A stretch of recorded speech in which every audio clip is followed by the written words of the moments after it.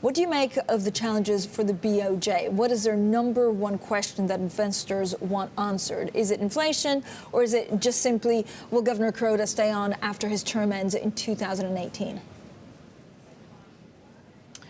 Well, I think the top-of-mind question for many investors that we speak with is what is the kind of the end game for this so-called yield curve control, quantitative easing framework and asset purchase program? Of course, you mentioned the other question, which is, will Kuroda stay on as central bank governor here post his expiration of next April?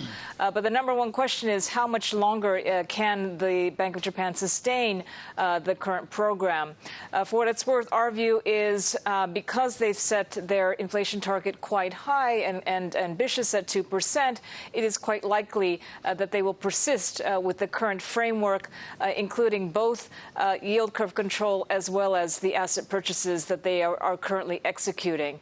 Having said that, we are also of the view that there are some signs of inflation beginning to creep through, some green shoots. Wages are beginning to pick up. Inflation expectations are creeping a little bit higher.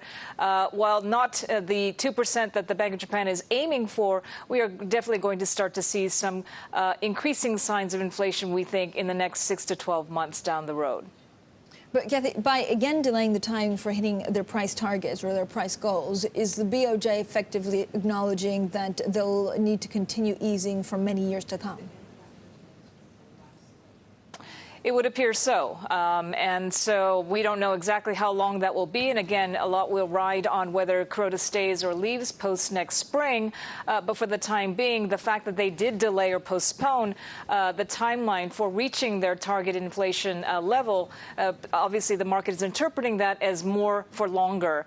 And so I think we're seeing a divergence of central banks, the Fed and the ECB on the one hand, versus the Bank of Japan is probably going to continue this quite aggressive stimulus program, at least for the foreseeable future.